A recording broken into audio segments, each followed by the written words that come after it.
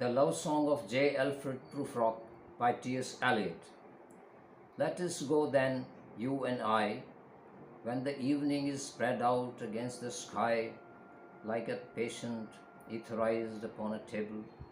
Let's go through certain half-deserted streets, the muttering retreats of restless night in one-night cheap hotels and sawdust restaurants with oyster shells. Streets that follow like a tedious argument of insidious intent to lead you to an overwhelming question. Oh, do not ask, what is it? Let us go and make our visit. In room, the women come and go, talking of Michelangelo. The yellow fog that rubs its back upon the window panes, the yellow smoke that rubs its muzzle on the window panes, licked its tongue into the corners of the evening, lingered upon the pools that stand in drains, let fall upon its back the soot that falls from chimneys, slipped by the terrace, made a sudden leap, and seeing that it was a soft October night, curled once about the house and fell asleep. And indeed, there will be time for the yellow smoke that slides along the street, rubbing its back upon the window panes. There will be time to prepare and face to meet the faces that you meet. There will be time to murder and create, and time for all the works and days of hands that lift and drop a question on your plate.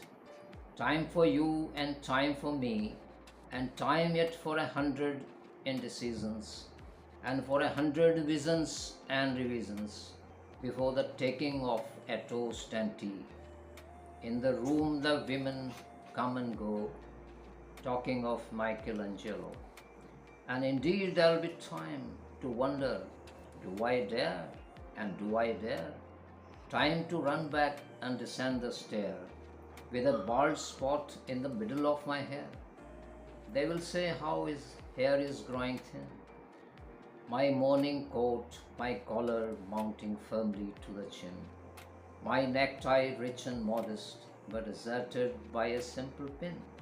They will say, but how his arms and legs are thin. Do I dare disturb the universe? In a minute there is time for decisions and revisions, which a minute will reverse. For I have known them already, known them all, have known the evenings, mornings, afternoons. I have measured out my life with coffee spoons. I know the voices dying with a dying fall, beneath the music from a farther room. So how should I presume? And I have known the eyes already, known them all, the eyes that fix you in a formulated phrase, and when I am formulated, sprawling on a pin, and when I am pinned and wriggling on the wall, then how should I begin to spit out all the buttons of my days and ways? And how should I presume? And I have known the arms already, known them all, arms that are braceleted and white and bare, but in the lamplight downed with light brown hair. Is it a perfume from a dress that makes me so digress? Arms that lie along a table or wrap about a shawl. And should I then presume? And how should I begin? Shall I say I have gone at dusk through narrow streets and watched the smoke that rises from the pipes of lonely men in shirt sleeve leaning out of windows? I should have been a pair of ragged claws scuttling across the floor of silent seas, and the afternoon, the evening sleeps so peacefully, smoothed by the fingers, long fingers, asleep, tired, or it maligners, stretched on the floor here beside you and me. Should I, after tea and cakes and ices, have the strength to force the movement to its crisis?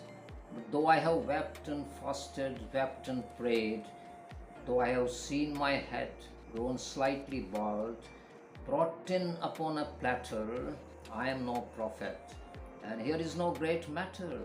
I have seen the moment of my greatness flicker, and I have seen the eternal footman hold my coat and snicker, and in short, I was afraid. And would it have been worth it after all?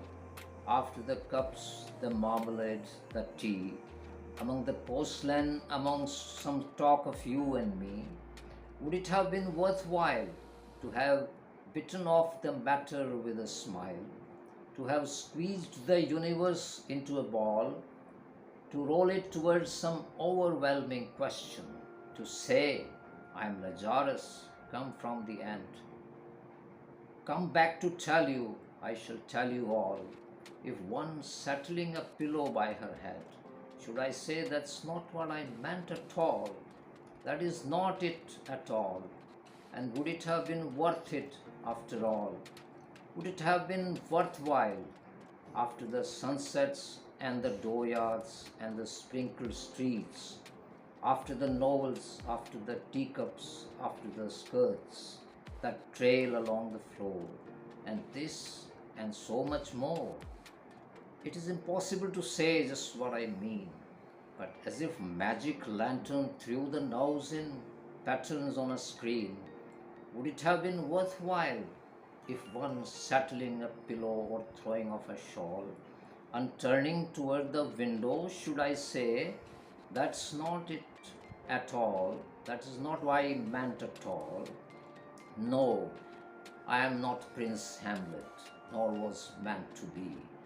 I am an attendant lord, one that will do, to swell up progress, start a scene or two, advise the prince, no doubt, an easy tool, differential, glad to be of use, polite, cautious and meticulous, sentence but a bit obtuse, at times indeed almost ridiculous, almost at times the fool. I grow old, I grow old. I shall wear the bottoms of my trousers rolled. Shall I part my hair behind? Do I dare to eat a peach?